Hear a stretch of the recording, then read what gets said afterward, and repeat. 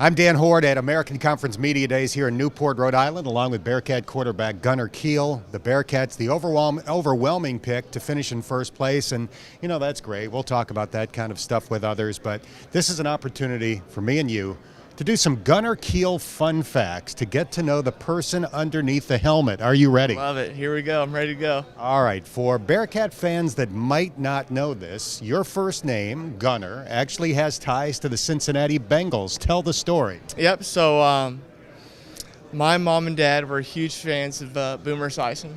And once they heard that their son was named Gunner, they kind of fell in love with the name, and it kind of stuck. So kind of got blessed with that from Boomer Esiason. Have you had the opportunity to meet Boomer yet? I've not, but I would definitely love to. Did you take an interest in Gunner at all and getting to know his story when you were young?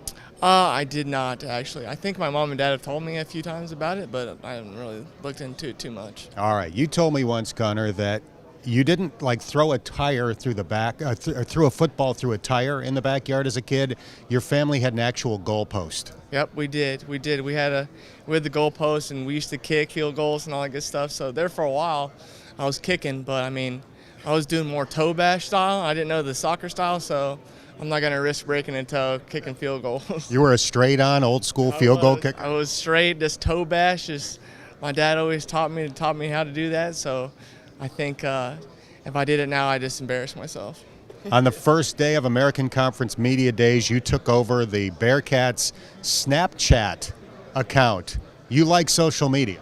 Honestly, I'm not really big on social media, but once Carl and Adam, our film guys, told me that I was in charge of it, I ran with it, and I think I've had a blast with it. I hope that our fans have enjoyed it as much as I have.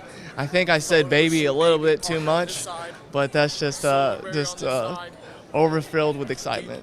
In your first college start last year, 6 touchdown passes to 6 different receivers. That will probably never be done again. When you look back at it now, is it kind of surreal that your career began that way? Yeah, I mean, honestly, it's crazy to go back and think about that. I've watched our highlights before, and each time I watch it, it always starts off with me throwing my first touchdown pass to Mikel McKay.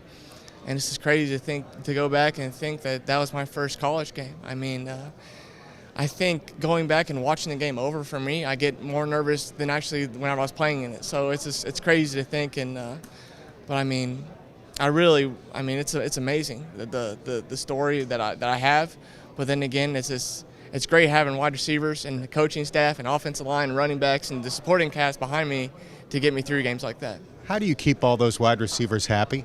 Shoot, I think for me, honestly, I think I do a pretty good job of spreading the wealth and getting the ball out to my guys. But I mean, whatever they want, I'll do it for them. So. Do you have a favorite pass last year? Was there a play that you look back on that you are especially proud of, or that you really thought, man, that was a good pass? I think for me, from my senior high school to now, I think I've mastered my post. I can throw a post pretty well. I think I threw a lot of touchdowns on that route, and I got some pretty fast guys out there to run that route. So only thing I have to do is bury a play action fake or take a drop back and let that thing rip, and my guys will run underneath and get it. What's your favorite thing about Coach Tuberville? Oh, shoot.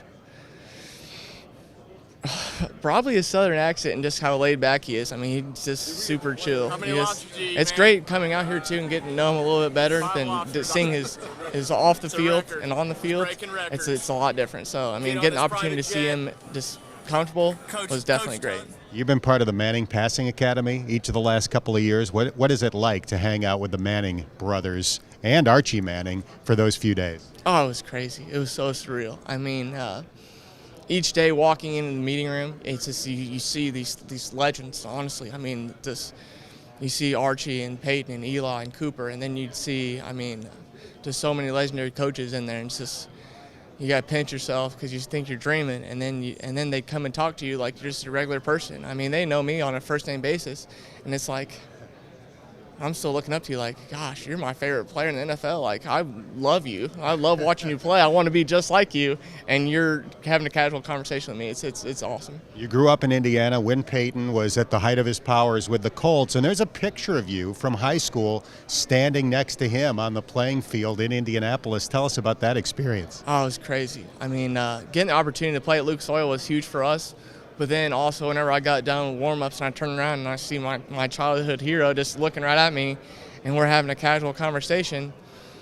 And I still remember that they played somebody on a Thursday night game, and he threw a fade to I forget who it was, in the back of the end zone. And I just remember it was a money ball, perfect ball. And I remember just telling him, like, hey, you threw a money fade to so-and-so in the back of the end zone. Like, I still remember that. He's like, oh, well, hey, thanks. So it's kind of like just still kind of surreal.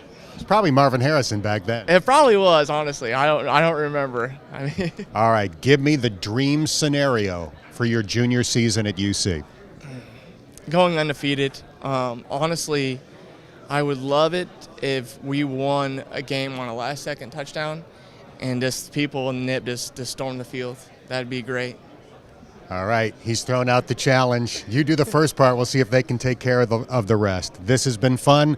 Go talk football with the rest of the media, all right? Awesome. Thanks, Dan. All right, that's Gunner Kiel. I'm Dan Hoard, and this is American Conference Media Days from Newport on GoBearcats.com.